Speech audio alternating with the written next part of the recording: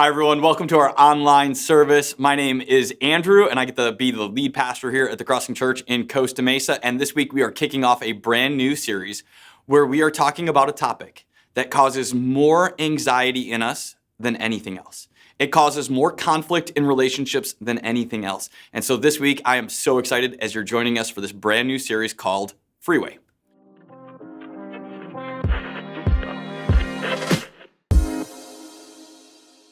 Years ago, I had one of those days where just everything went wrong.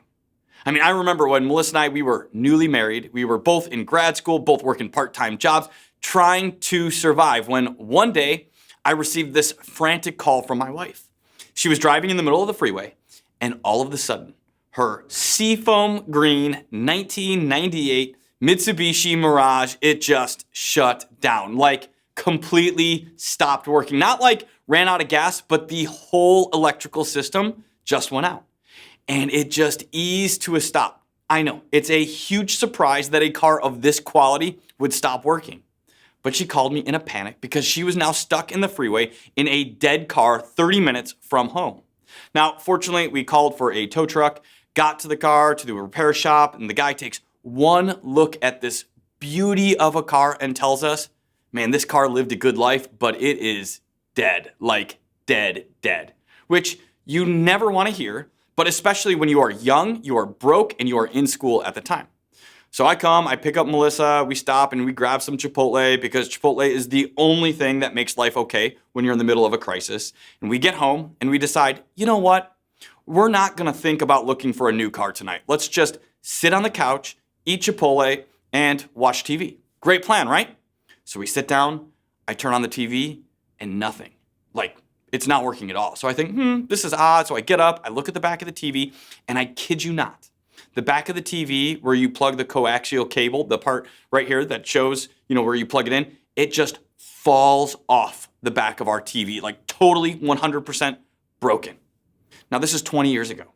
So this is before iPhones and iPads. This was back in the olden days where if you wanted to watch TV, you actually had to own a TV. So here are Melissa and I. We are in total shock. We now have no car, no TV, and no money.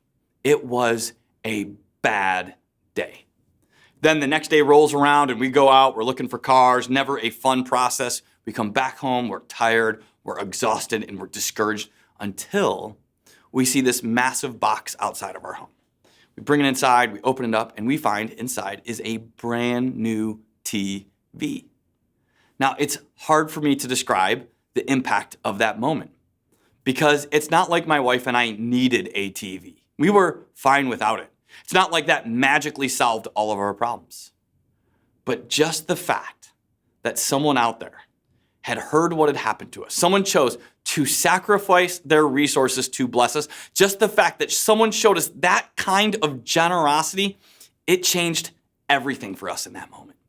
It reminded us that while this is a big deal for us, God was still at work. God was still moving, and He was the one who would take care of us. You see, God used one person's generosity to make all the difference in our lives in that season.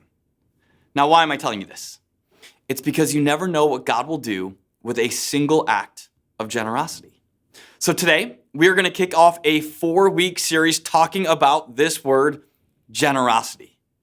Because not only does generosity help the world around us, but generosity, it does something inside of us. And if you're a parent, you've had lots of chances to be generous in your life. When my family and I, when we go to Disney, one of the things my kids always want is a churro. There is something magical about a Disney churro. But I'll tell you, I am too cheap to buy a churro for each of us because they cost like $70 each. So what we do is we split them. And if you've ever shared with a child, you know what that means. It means I get this much churro and my kid gets this much churro. And I'm okay with it because seeing the joy on my kids' faces as they eat that amazing fried dough covered in cinnamon sugar, it is worth more. You see, life is better when generosity is involved. So today I want to kick off this series and I want to look at why generosity matters. Specifically, I want to look at the generosity of God. And we're going to see how moments of generosity They shape the world around us, and they shape us. And I know some of you right now, you are about to turn this off because you're like, oh no, Andrew, please don't talk about money. And maybe you've had some bad experiences with churches talking about money. And I get that because there is this stigma around churches and money. You see, somewhere in our world, a belief has sprung up that churches only care about money. And I want to take a moment and I just want to put that statement to a test right now. So let's say that you and I, that we went to your favorite restaurant today. Let's say I sat down, let's say we ordered, let's say we had an amazing meal, but at the very end, when the bill came, I took one look at the bill and I flipped out. I called over the manager. I got all upset. I began to yell at the manager and say things like, how dare you expect me to pay for this meal? How dare your restaurant only be interested in my money?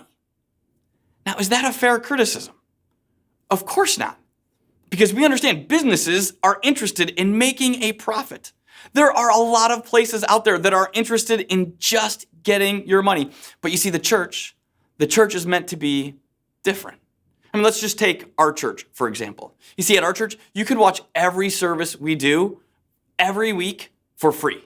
We will never ask you to pay a subscription fee. We will never ask you to pay for our content. You'll never have to worry about a bill showing up at your door. Or if you show up on our campus, you can check your kids in every single Sunday to TC Kids. And every week, they will get time with friends and play fun games. They will learn important truths about the Bible and faith. They will spend time with adults who are passionate about building into the next generation. And at the end of the service, when you go pick them up, you will never have that awkward moment where someone turns an iPad around to you and you got to decide how much to tip. That's because the church doesn't want something from you. The church wants something for you. You see, generosity, it shapes us, and generosity, it shapes the world around us. So here is where we're going today. We are going to look at the heartbeat of generosity. And if you got a Bible nearby, I want to encourage you to go to Matthew chapter 21, or as always, you can use our app. And as you turn there, I want to mention that years ago, I heard a message from a pastor named Louis Giglio. And the way he explained the generosity of God, it did something inside of me. It shaped me. And so this message you're hearing today, it is deeply indebted to his teaching. Okay, so Matthew chapter 21. We're going to begin with the title of this story. It's titled, Jesus Comes to Jerusalem as King. Now, a little background. This is a huge moment in history. For those of you who are brand new to faith, for 3 years leading up to this moment, Jesus has been teaching, leading, healing people, all in preparation for this moment. He is about to enter Jerusalem, and it will be the final week in his life.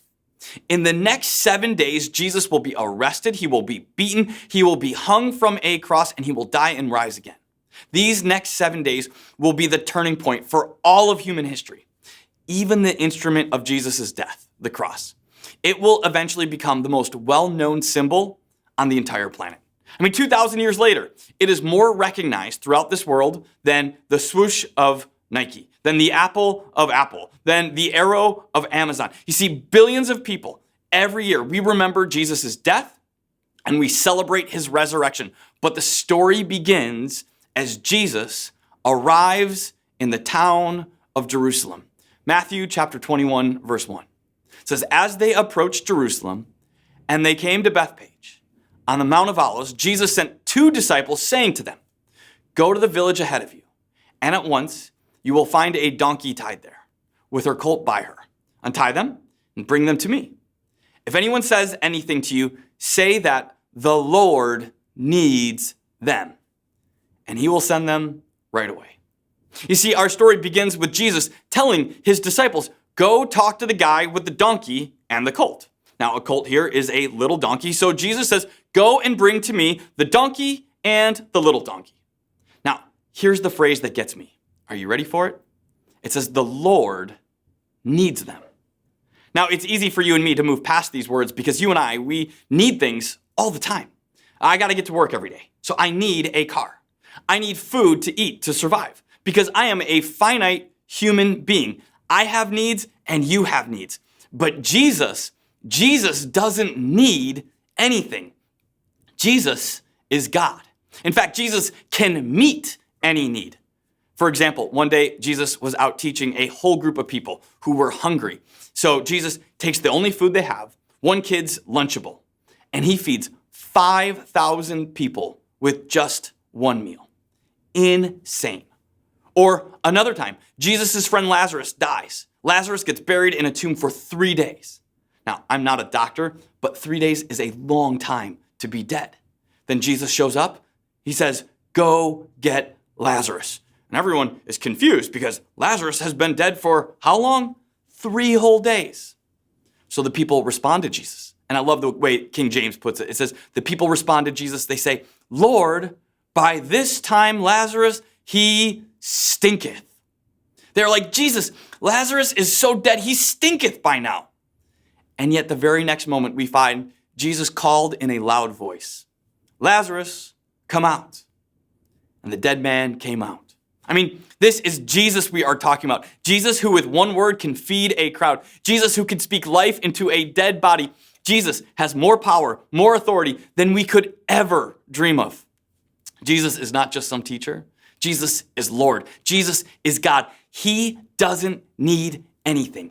And yet, what do we find in this story? Jesus says, "I need the big donkey and the little donkey."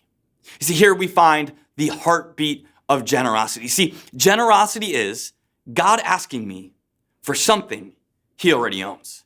You see, generosity at its core is an invitation from God to give him what is already his. Jesus tells his followers, "I need that donkey over there. Yeah, that one right over there. The one I created. The one that's currently owned by a person I made. The one that eats all the food I provide for it." You see, generosity is God asking for something that already belongs to him. Which I don't know about for you, but for me, it changes how I see what is mine. You see, for me, it's easy to go about my day and look at all the stuff I have and think, "Oh, that's all mine." I have some money in a savings account, and it's easy for me to think, "Oh, that money, it's my money." But you know what the truth is? The truth is one day that money, it will belong to someone else. Or my wife and I, we own a home here in Costa Mesa. Well, in reality, the bank owns probably more of the home than we do, but it's easy for me to think, well, that's my home. But you know what? Someday, there will be a different family who lives in that home. You see, all I have today is simply on loan to me.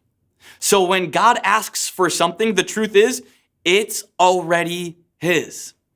Generosity is not God trying to pry our money out of our hands. Generosity is God inviting us to give back what is already his.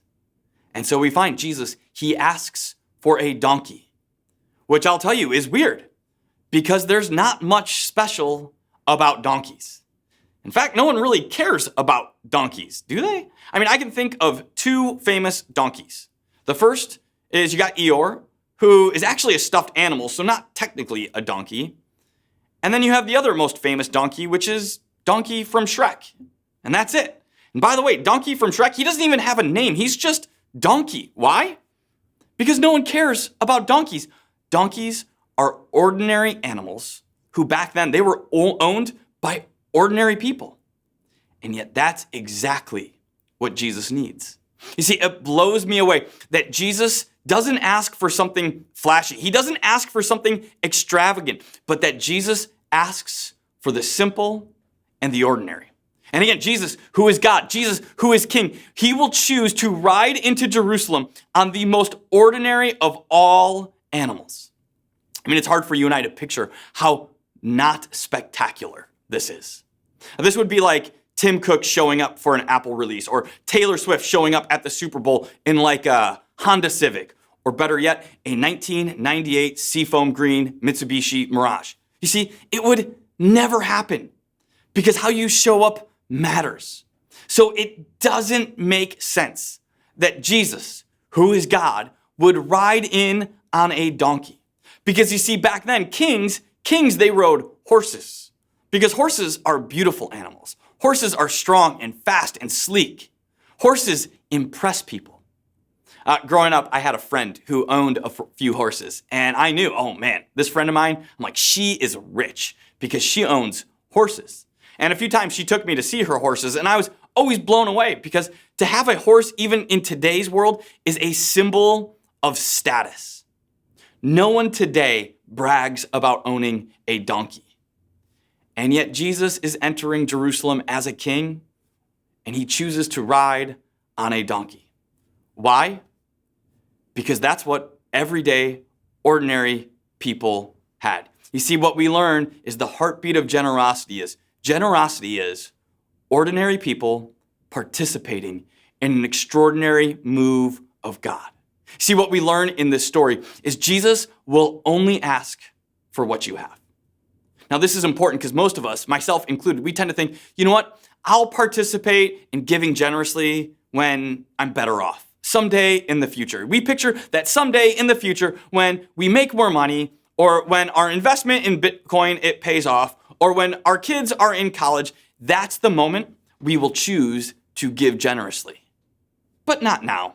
Because right now, I don't have enough. Right now, I'm not rich enough. I'm not well off enough. So I'll say yes to God someday in the future, but not today.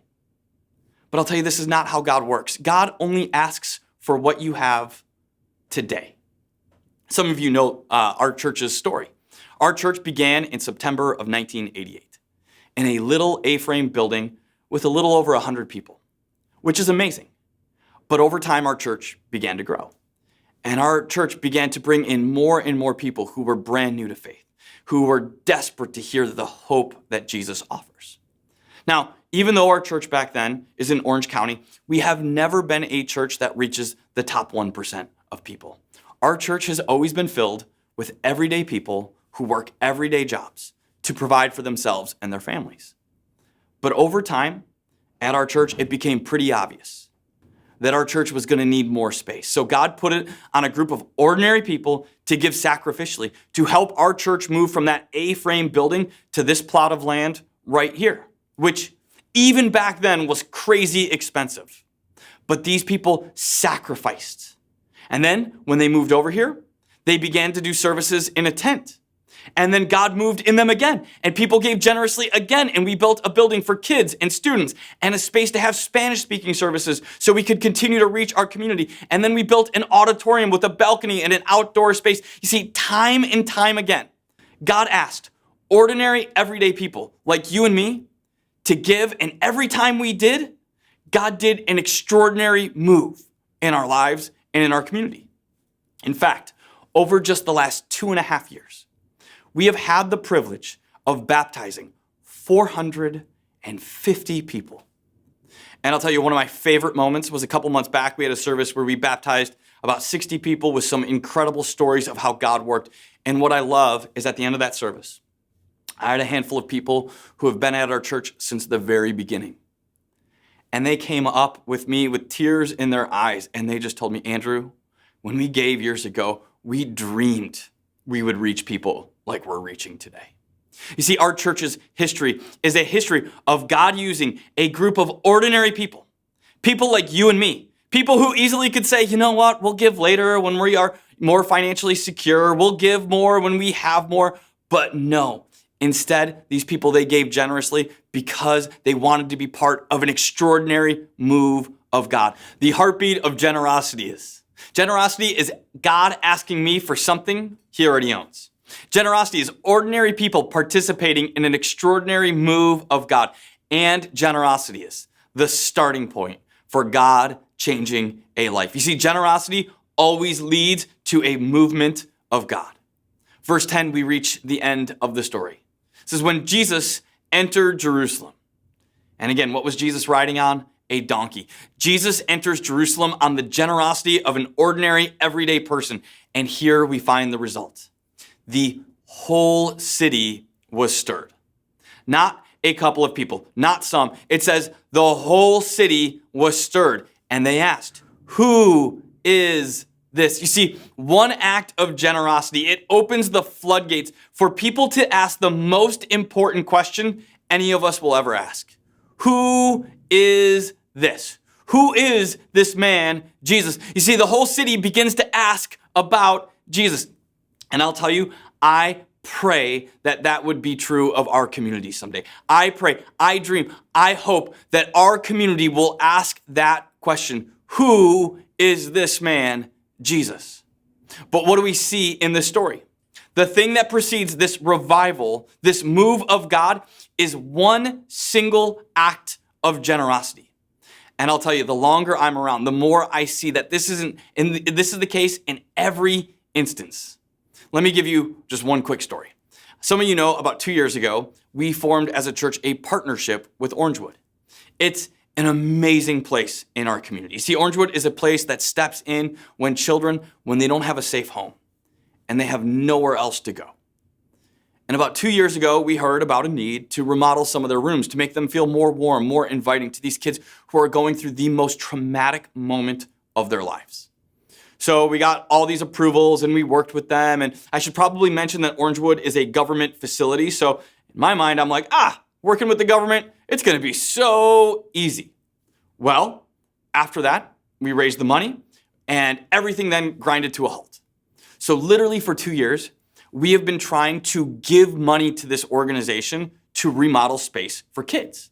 But there's all these things with the government contracts and things like that. So for 2 years, I have been pulling out my hair. For 2 years, I'm like, God, what on earth is going on here? Until a few months ago, we added a brand new staff member, John. John had a friend who works at this place called Living Spaces that designs amazing spaces for companies.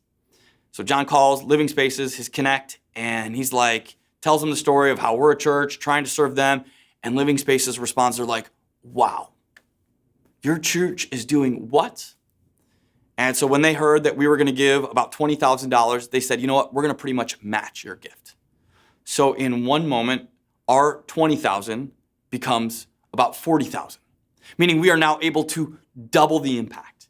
And we are able to provide every room at Orangewood with brand new furniture, with couches and tables and desks for kids to sit and do their homework at. On top of that, because we have this additional resources, we're now able to buy some of the rooms for the older kids. We're able to buy them Xboxes and PS5s and some brand new games and extra controllers, which may to you seem like a luxury item. But I'll tell you, if you're a kid and you are in a brand new place that feels scary and different, but you can sit down and you can play a video game with some other kid, all of a sudden you've now bonded over something. And this scary place feels a little bit more inviting. Now, also, we are in the process of remodeling the staff break room because if there is a team that deserves a great space other than the kids at Orangewood, it's the social workers who spend every waking hour working with kids who are at great risk. So a couple of weeks ago, we got all the approvals, we moved forward, and a team from our church went there, helped put together all the furniture while the kids were at school, and then threw them a pizza party when they got back. So now we have this company, Living Spaces. We got a government home for at-risk kids. And we have all these families of these kids, and they're all asking the same question.